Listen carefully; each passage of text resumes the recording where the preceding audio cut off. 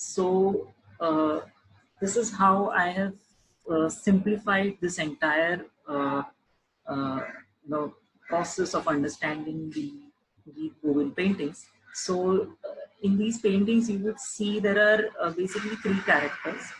Uh, the main character is the soul, which is represented in the form of Radha. Okay, so Radha is represented as the soul of a person, and of course there is the another character, which is the god, which is Lord Krishna himself, and in between there is this character of Sakhi, or a friend, who is acting like a guide, who is the guru of of the soul, which is the human uh, condition. So what kind of emotions will you feel in these paintings is all of these emotions, which I would be talking in detail. Uh, this is like any love story, which starts with some disconsolate moments, and there is sadness, there is separation, you feel tormented, you feel turbulence in your mind, there's hesitation, how to meet, there are urgings by a friend to reconcile, and the suspense, jealousy, betrayal, playfulness, and ultimately the union, which happens between the lovers. The story was, like I told, was provided by the COVID text, and the artist who made these paintings were medieval artist Manuku and Lainsu. So there is a vast amount of information available on these artists as well. So let's begin with these paintings.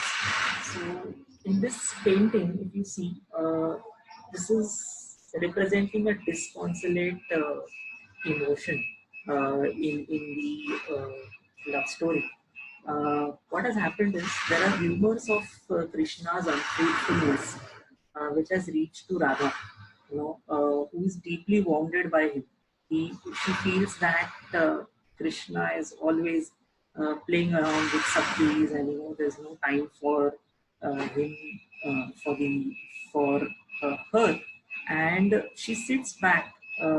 She sits with her back to the Krishna, and she's rejecting the overtures which the Krishna is making, and she's stubbornly looking at the ground. If you see, she is placing her hand at the ground, and she's looking at the ground in a very melancholy manner. And at the front of Radha, we could see the Krishna, uh, in between Krishna and Radha, you could see confident. She's the Sakti who is extending her hands. She's also trying to, console the Radha, but it seems that both Sakhi and Krishna are failing to explain or reconcile her in this moment. Now, what is noteworthy to see in this situation is how the nature has behaved in this scenario. So, nature has played parallel to the mode of this particular moment. Now, if you see, there is one lone tree, which is this one at the lower side of the image, which is shown to be blooming. It is only tree in this entire painting which is seen blooming. So what this blooming tree is depicting is the hope which both the Sakti and the Krishna is having with the Radha. But just behind that tree, you could see one more tree, which is moving downwards, which is looking downwards. All the leaves appear to be facing downwards to the sky. This is actually depicting the emotion of Radha, who is completely sad. So the artist has very beautifully used the drooping or the weeping tree, in which each of these leaves is appear to be sad, to express the feeling of Radha. And what is also interesting to see, in what kind of a landscape setting are they sitting, So in the backdrop, if you see here, this color, wherever it is used in the paintings, it depicts the Shamram, which is depicting that the atmosphere is so beautiful. Krishna is there everywhere, but still Radha is not budging to what he's trying to explain. So this is the moment where the soul, where Radha is depicting the soul, is failing to understand the urgings which are made from her guru, and is very unhappy with the god. So this is how the painting, when I decipher it with respect to the landscape, it appears to be an interesting one. Now, this is the another image where you could see there is only one character, that is the god or the Krishna. Now, when Radha continues to be angry with Krishna, she refuses to meet him, and Krishna is very unhappy in this situation. So what he does is he's sitting on this small round hill, and he's covering his ears. If you see, one hand is on the ear and another hand is on the ground. Now, what he is getting disturbed by is the noise of the bees in the atmosphere. Can you see these bees? So there are these bees which are there roaming around in the sky, which are reminding him of the Radha's anklet. They are making the sound as if Radha is walking in and around. And you could see even the moon is there at the backdrop. Now, what is happening is, in this situation where he's feeling the separation, even the moon's rays are appearing to be, burning him. Moon is known to be the most coolest of all, but in this situation of separation, even the moon's rays are burning. So look how the artist and the literature has gone to exaggerate this emotional situation. Now, what one can also experience in this, if you see this bank edge of the river is appearing as if it is a jig, how the jagged teeth of a saw looks like. So this is exactly happening to the Krishna with respect to his heart is almost like jagged. Somebody's jagging his heart with the saw. So the literal transformation of the landscape based on the emotion is what is interesting to look at. Even the tree, if you see at the backdrop of Krishna, it appears to be drooping down. It is showing his sadness. Each and every leaf of this tree is moving down. So this is how, once you read these paintings with a lot of emotion and philosophy, what it also says is that it is not only the soul which wants to meet the God badly, but God also sometimes waits for the soul. And in the absence of the soul, God too appears to be miserable. So this is exactly the condition which you could see of Krishna, who is God himself, is seen in a miserable condition in the love story. Then comes the part where there is again an exaggeration of the emotion, where like the stages of love story, there's love, there's separation, there is pain, there is agony, and then there is the reunion. Here you could see that Krishna at the backdrop is feeling the pangs of separation, wherein in the foreground Radha is completely tormented. She tormented by this particular separation. Her mental and physical conditions are deteriorating. Now, what this condition is termed as, it is called as delirious, where she could feel the illusions of Krishna everywhere. It is that painful emotion that she is experiencing. And at the top, you could see the Sakhi, who is the guru, who tells Krishna about the condition of Radha. That how Radha is so delirious that she embraces the sky. She is embracing. If you see, both her hands are towards the sky. It is doing, if you see in this image, the sky's image, it is because of the darkness of this night, she feels that this is Krishna. So the Krishna's dark complexion here is compared with the darkness of the night.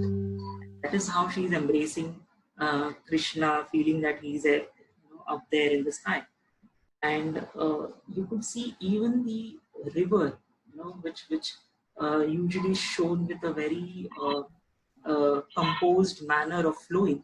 The river is also shown in a turbulent manner. So there's a turbulence which is there at the edge of the river. Now this turbulence is actually the Radha's turbulence. What exactly is happening in her heart? So this is the condition where the God and the soul, without the soul, God is impatient, and without the God, the soul is completely into a limbo. I mean, it is completely confused, agonized, insecure, and the only safest place which Radha or the soul could have is in having God or Krishna in front of her. So then what happens is, this is the condition where now the Sakhi, again as a guide, is seen to be, she has come to Radha from Krishna, and she describes to Radha about the condition of Krishna, that how he is, wandering into the wilderness and sleeping, he's sleepless at the nights and whatnot. So what artist has beautifully captured here is the Radha's hesitation. You could see that she's sitting at the bank of the river, and she's trying to veil her face from her friend's urgent prompting. She's trying to hide her face, trying to hide her emotions in front of the Sakhi, who has come to explain her. Now, what is interesting to see how the nature has parallel to the moon. So these two soul trees which are there at the side of Radha, which are separate from each other, is trying to express the hesitation, of Radha, where the trees are not close to each other. They are in solitary position, as if one side is Radha and one side is Krishna. So there is sort of hesitation which the Radha is feeling, wherein on the Sakhi's side you could see one big tree and one very beautiful flowering creeper which is there, which are the urgings of the Guru or the Sakhi, which she is trying to give to Radha, where she is prompting that how Krishna is also incomplete without him. So these urgings of the Sakhi is reflected into the the tree which is shown here. Now this is the next stage into the love story, where both Radha and Krishna has reconciled, and the person who has made this happen was the Sakhi, who in this case is the Guru, and both have agreed to meet at night at the banks of river Yamuna. And Krishna, if you can see, he is sitting in the bower. Bower is the group of trees which the artist has very meticulously painted, and he has turned around to see who has come. He heard some whispering noises, and look how you could actually feel that he has heard the sound, and he has just turned around his head to look in that direction. What is beautiful to see in this painting is that how everything is muted. The sky, the ground, the trees, the rivers, everything is muted, and it is only the three main characters of this story who are shown in bright colors. And now this is a moment of surprise, moment of suspense and reunion, and also the joy which is seen in this particular painting, where the Sakhi is a symbolic of a teacher. She is a symbolic of a teacher who takes us to the path of enlightenment. And she makes us understand the attributes of God, and how then this hesitation and misunderstanding gets clear, and when you agree to meet the God. So in this case, the main attribute of this painting is on the characters and their emotional conditions. So here the landscape is shown quite muted. Elsewhere, if you see the previous paintings, the landscape had an equal role to play into these paintings. Now, yes, now this is the condition where if you see at the lower right hand side, you could see the Sakhi and Radha who are sitting together. Now, when Radha's friend or Sakhi returns from Krishna, saying that the Krishna is not going to return to Radha tonight, uh, like any other woman, she has a lot of jealous imaginings in her mind. If he is not coming, then where is Krishna? Is he dialing around with the gopis? What is he doing? So this entire representation of this painting is actually the imagination of Radha, how she is imagining. So these if you see this grove of trees everywhere, it is actually the grove of imagination of Radha, and she's imagining Krishna with some other gopis, you know, loving other gopis in the forest glade and everything. So, and each of this flowering species that you see, like which are coming in between these large trees, is actually the jealous imaginations which are sprouting in the heart of Radha. So look how beautifully the artist, just to show the imagination, the thoughts. I don't barely, as an artist, would have thought to show urgings in the case with the representation of flowers, in a painting.